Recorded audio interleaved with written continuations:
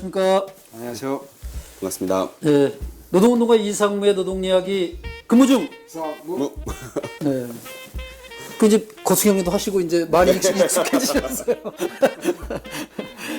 지난번에 이제 우리 김영일 지회장님의 개인의 삶을 그 아주 가정적인 그 모습에 하여간 그런 걸 좀 봤다면 이제는 노동조합의 핵심 간부 네. 그 지회장님이 되신 그리고 나서 지금 300일 넘게 여기는 지금 300일로 되어 있지만 네.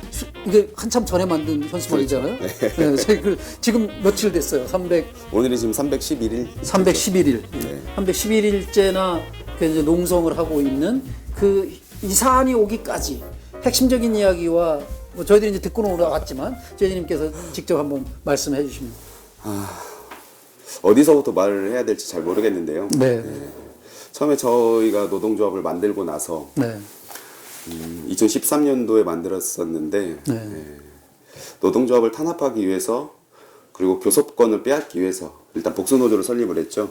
모든 업체에 다 복수노조를 설립을 했었고 사측에서. 그렇죠. 회사에서 예. 사측에 이제 회사, 기업노조를 설립을 해서 이제 네. 복수노조를 다 만들었는데 네. 그걸로도 복수노조 교섭권을 박탈할 수가 없어서 네. 업체를 폐업을 했죠.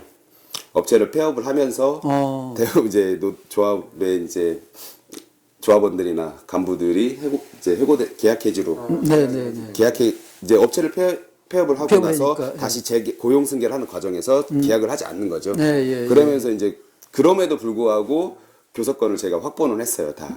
근데 이제 모든 조합을 다 확보를 한 것이 아니라 한 개 업체만 확보를 한 거고 나머지 업체에는 조합원이 없었던 그런 과정도 있었고요. 네.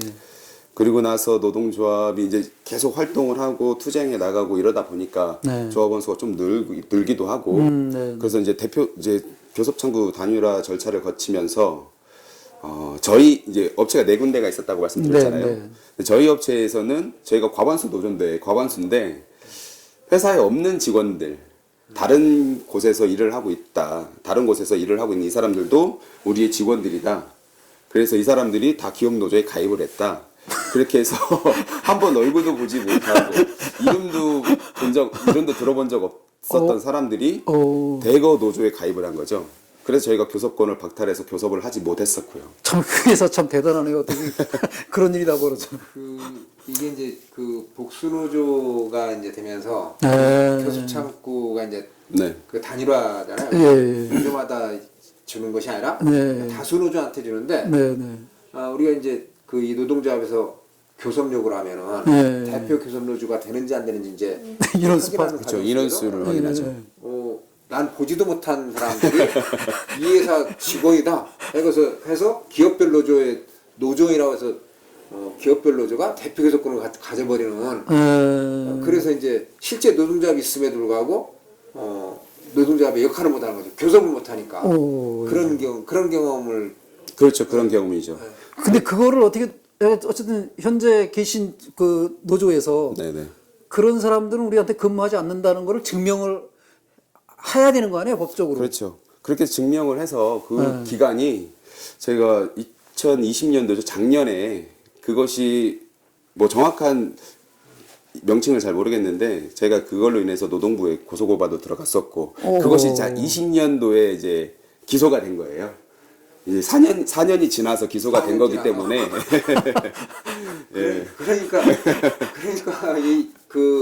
뭐 지금 국가의 법이라든지 노동부의 노동의 행정이라든지 이런 것들이 사측이 틀림없이 불법 행위를 했음에도 불구하고 그것을 직자적으로 그 시정 명령을 내린다든지 어떤 조치를 하는 것이 아니라 법에 뭘 받는다 그러니까 법이 4년씩 걸려가지고 이걸 결정 내주면은 여기 노동조합이 그나마 건강한 조합원들이 있고 집행간부가 있으니까 유지가 되는 거지. 그렇죠. 이게 유지가 될 수가 있나 이게 못 되지. 그러게 말이에요. 그렇죠.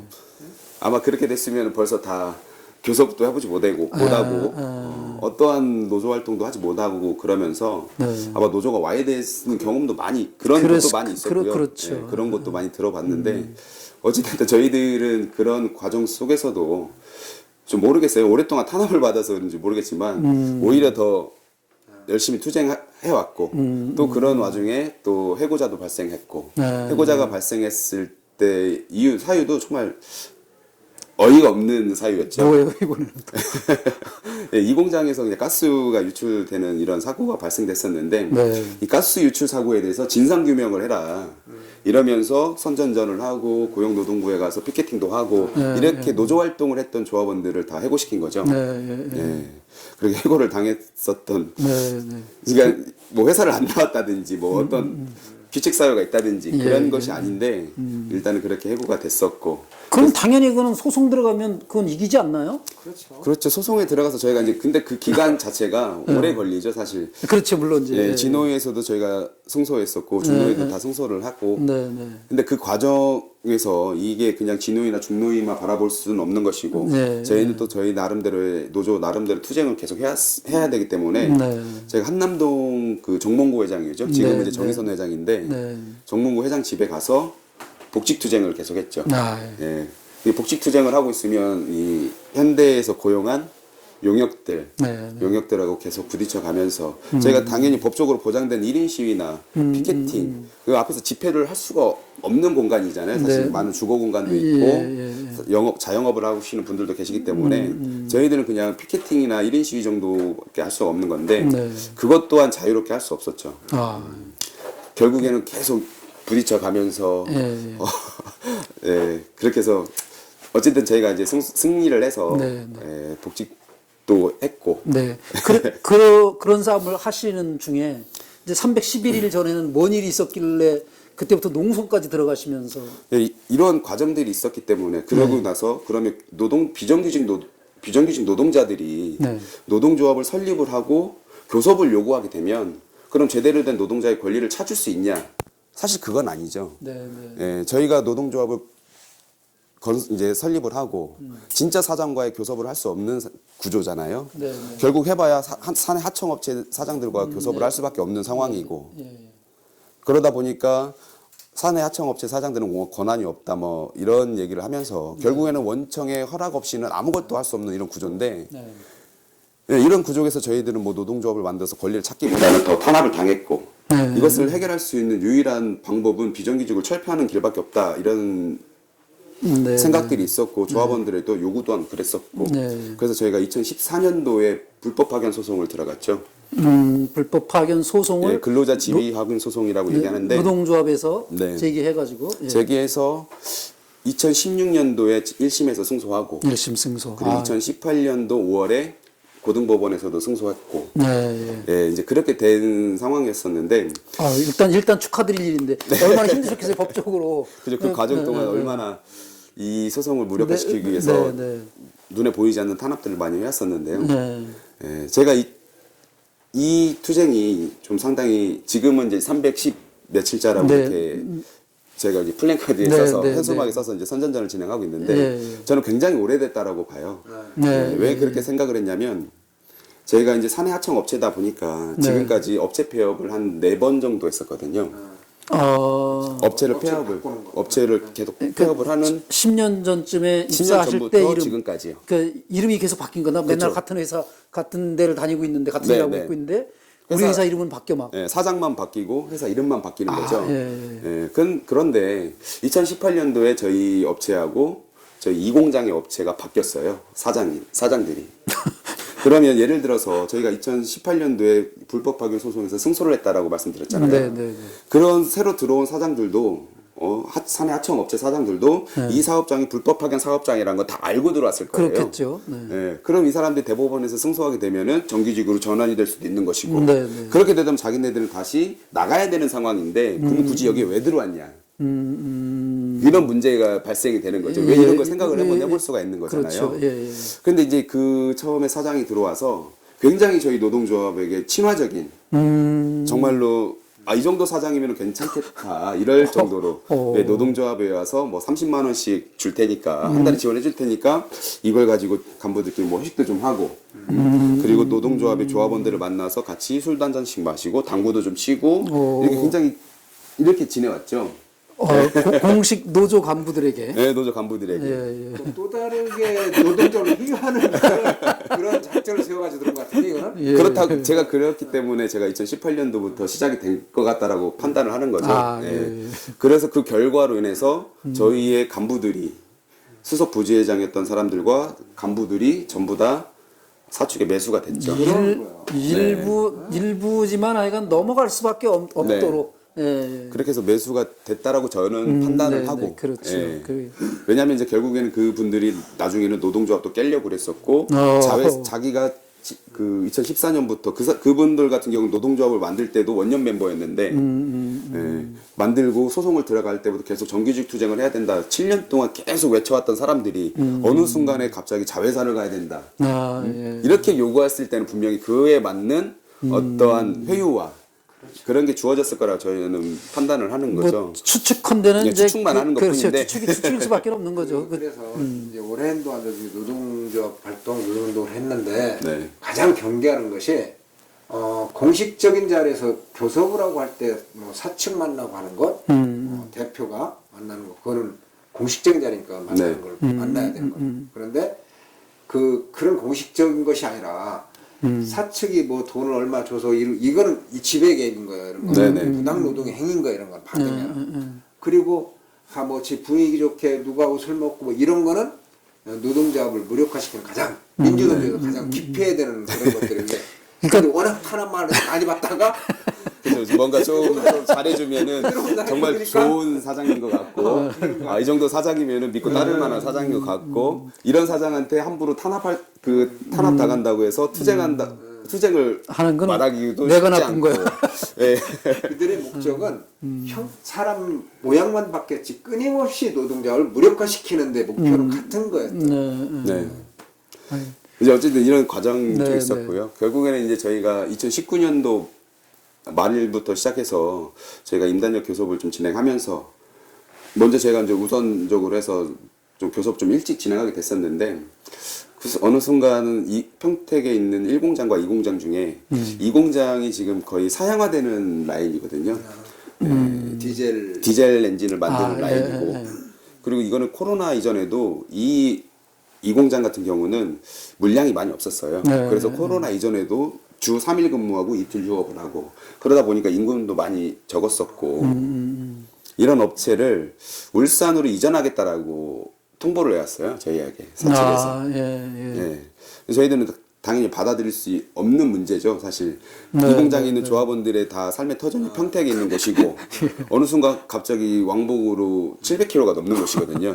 예. 제가 어제도 교섭을 하러 갔다 왔었는데 잠깐 사측을 6개월 만에 교섭을 하러 처음 갔다 왔었는데 운전 시간만 8시간을 해서 왕복으로요. 울산으로? 네, 울산으로요. 예. 그렇게 오래 걸리는 그곳에 이전을 하겠다라고 얘기를 한 것이고요. 저희들은 당연히 협의를 하자 요구를 했었는데 사측에서 그때 제시한 것이 그러면 1공장과 2공장이 같이 일할 수 있는 독립공장을 만들어 주겠다 이런 거였어요. 그럼 1공장의 조합원들은 과연 뭘로 협박을 했냐? 1공장에는 이제 그 모닝 엔진을 만든다고 말씀드렸었는데 이곳에 이제 설비 투자를 더 해야 되는 거예요. 이제 새로운 신형카파 엔진이라고 해서 설비 투자를 해야 되는데 노동조합이 있고 그리고 노동조합이 소송을 한 이 불법 파견 소송이 노무 리스크다라는 거예요. 노무 리스크. 그렇죠. 현대 유아에서는 노무 리스크로 작용하기 때문에 여기에다가 투자를 할 수가 없다. 네. 이러한 협박을 해왔죠. 그러면 투자를 할 수가 없게 되면 물량을 줄어들게 되고 당연히 고용은 보장할 수 없다라는 이러한 협박이었던 거였는데 그렇죠. 예, 어찌됐든 공사는 진행 다 했고요. 예, 이런 협박을 계속 해왔었고 그래서 이런 협의하는 과정 중에서 이거에 대한 대안으로 그러면 1공장과 2공장에 있는 조합원들이 같이 근무할 수 있는 독립공장을 만들어 주겠다. 그러면 소송을 취하하고 그리고 소송 취하의 대가로 3천만 원을 지급해주고 그리고 현대유아를 상대로 어떤 법적 문제를 제기하지 않겠다는 부재소합의서라는 걸 쓰죠. 부재소합의서를 쓰게 되면 그다음부터는 어떤 법적인 이걸 문제를 제기할 수가 없는 거예요. 이것을 쓰게 되면은 현대유아에서 만든 독립공장에 고용 승계를 해주겠다. 네, 이런 내용들이었어요. 이런 내용을 가지고 저희한테 얘기를 했었는데 저희 조합원들이나 저희 간부들이나 저희들은 그러한 것들을 사실 받아들일 수 없는 문제죠. 서로 받아들일 수 있는 문제를 가지고 얘기를 해야 되는 것인데 받을 수 없는 문제를 던져놓고 그런 걸로 이제 시작을 하게 됐고. 그때는 지회장님이셨던 건가요? 아니 그때도 제가 평조합원이었어요. 평조합원 때도. 네, 그러고 나서. 근데 이렇게 자세하게 아셔 평조합원이? 그래도 그러고 나서부터 계속 공부를 했죠. 우리 지회의 역사가 과연 어땠는지. 왜냐하면 조합원으로 있을 때와 제가 지회장이 됐을 때, 지회 이제 핵심 간부 됐을 때, 우리가 어떤 투쟁을 해왔고 어떻게 해왔는지를 알아야 앞으로도 더 잘 싸울 수 있을 것 같아서 많이 이제 좀 공부도 해보고 이제는 자료도 찾아보고 이제 이렇게 했었는데요. 근데 이제 그러고 나서부터 이 공장이 이제 설비를 이전을 하고 그러고 나서부터 출근을 거부하고 이제 농성에 들어가게 됐죠. 그리고 나서 1공장의 조합원들이 대다수의 조합원들이 1공장에 있는 조합원들인데 1공장 같은 경우는 6월 15일 날 2020년 6월 15일에 그 아까 말씀드렸던 설비공사가 들어가면서 그때부터 이제 투쟁을 할 수밖에 없었던 상황인 거죠. 그래서 그때 농성에 들어가서 지금까지 310일째 하고 있는데 저희는 이 투쟁하고 있는 것이 불법 파견 이 투쟁은 어찌됐든 대법 판결이 나와야 되는 문제고 근데 저희들의 문제는 부당 전보라는 거죠. 그러네요. 부당 울산까지 막 울산으로 평택 사람들을 그렇죠. 울산으로 보내놓고 그리고 소송을 취하하고 돈 3천만 원 취하 대가로 3천만 원을 지급을 해주고 그리고 부재소합의소를 쓰게 되면은 평택에서 일할 수 있게 해주겠다. 이거는 명백한 부당노동 행위네요. 우리를 전보 발령시킨 거는 이건 부당 전보 발령인 그렇죠. 거죠. 그리고 이것은 누가 봐도 현대위아가 개입하지 않으면 할 수 없는 문제인 거예요. 쉽게 얘기해서 저희가 310일 동안 출근을 못 하고 있는 거잖아요. 그럼 사내하청은 현대위아와 도급 계약을 맺었을 거 아니에요. 엔진을 생산한 대수만큼의 도급비를 받아야 되는데 그렇죠. 지금까지 300일 동안 단 한 대 엔진도 생산하지 못했어요. 그렇게 되면은 도급 계약의 관계에 있는 원청과 도급 계약 사이에서 당연히 클레임을 걸 수밖에 없는 거겠죠. 그렇죠. 그러게 되면 뭐 또 위약금을 물게 된다든지 계약이 해지된다든지 용역회사가 정말 굉장한 불이익을 받을 수 있을 텐데. 그렇죠. 그런 것들에 대해서 요구를 한 거죠. 그럼 클레임을 받은 게 있으면 줘봐라. 그래야 우리가 확인할 수 있는 것이니까. 근데 그런 것이 없는 거예요. 그리고 엔진을 생산하지 않아도 그러면 이 용역회사 그 하청업체가 버틸 수 있는 이유는 바로 한 몸이라는 거네요. 그렇게밖에 저희는 보여지지 않는다라고 보여지고 그리고 저희가 부당 전보라고 얘기하는 것은 어찌됐든 도급 계약을 변경한 당사자는 지분 개입을 한 그 진짜 사용자는 현대위아다라고 저희는 보는 거죠. 그걸로 인해서 지금 중노위에서 지금 서로 붙고 있는 맞서서 지금 싸우고 있는 상태고요. 그리고 지난번에 그 정구양 지부장님 그 인터뷰할 때 들어보니까 울산에 이제 명령을 내놔서 누군가가 가봤더니 뭐 아무런 설비도 없고 그냥 뭐 그런 데였다. 그렇죠. 처음에 공장을 이전하고 나서 저희가 이제 가봤죠. 이제 내려오라고 해서 내려갔었는데 설비도 없었고 식당도 없었고 그리고 아침에 이 조합원들이 그럼 그곳에서 근무하고 하려면은 기거할 수 있는 공간이 있어야 되잖아요. 그래서 하루에 5만 원씩 지급해 줄 테니까 열흘 동안 살 수 있는 집을 마련해라. 이런 내용이었어요. 그러니까 한 달에 5만 원씩 여관비를 줄 테니까 열흘 동안 이곳에 머물면서 이곳에 뭐 원룸을 구하든 전세방을 구하든 그거는 본인들이 알아서 하고 이런 상황에서 도저히 다닐 수 있는 상황이 아니었죠. 그리고 저희가 어제 그 교섭을 했었다고 말씀을 드렸었는데 교섭을 하기 전에 현장을 봐야 되잖아요. 그럼 현장에서 과연 이 사람 102명을 지금 부당 전보를 했다라고 저희는 얘기하고 있는데 102명이 일할 수 있는 공간이냐. 근데 레이아웃을 보고 있으면 21명밖에 일할 수 없는 공간이에요. 21명 일할 수 있는 공간에다가 102명을 전보 발령을 낸 거죠. 그러면 제가 좌측에 빙의 한번 해볼게요. 5교대 해. 그렇죠. 그러면 5교대를 하려면 물량이 많이 있어야 되잖아요. 근데 말씀드렸다시피 이 회사는 코로나 이전에도 주 3일밖에 근무를 하지 않았던 회사인 거죠. 그리고 이틀은 휴업을 했었고. 그래서 이 공장의 그 사장님도 저희가 교섭을 했을 때는 회사에 물량이 없다. 회사가 물량이 없어서 지금 도산의 위기에 처해져 있고, 존폐 위기에 놓여져 있고, 울산으로 이전하게 됐을 때도 인원 감축을 해야 된다. 이렇게 저희한테 얘기를 했었거든요. 근데 중요한 거는 그 도급 계약을 3개의 업체가 다 했다라는 거예요. 한 개 회사도 힘든데 이 3개의 업체가 다 같이 들어가서 도급 계약을 한 거죠. 예. 그러니 뭐 법적으로 그 불법 파견에 대한 것만이 아니라 부당 전보까지 싸우시게 되고 이거는 뭐 말씀 들어보면 지난번에 들어보니까 뭐 노동운동 해보신 적도 없고 네. 무슨 어디서 다른 회사 다니면서 노조 그런 임원 해본 것도 없고 없죠. 여기 와서도 노조 임원도 한참 아직도 이제 지금 말씀 들은 건 아직도 지회장은 아니신 거야. 아, 지회장인데. 제가 이제 간부를 했던 거는 네. 그쵸. 2020년 2월 달부터 간부 생활을 시작했죠. 그러니까 그 막 울산 그 할 때만 해도 네. 그냥 평조합원이셨고 네. 어떻게 근데 지회장님이 되셨어요?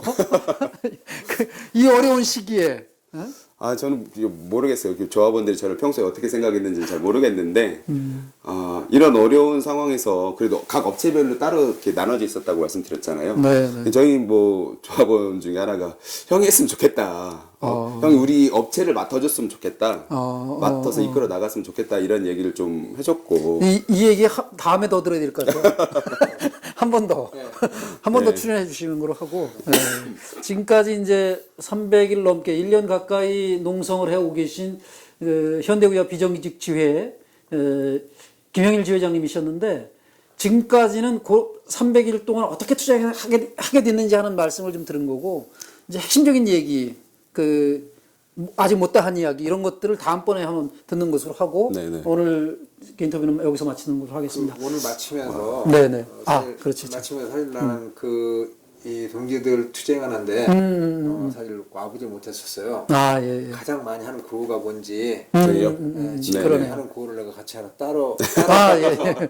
그거 좋네요. 예. 아, 그러면 제가 한번 여실까요? 네. 아, 근데 저희가 어떻게 투쟁하고 있는지를 말씀을 안 드렸는데.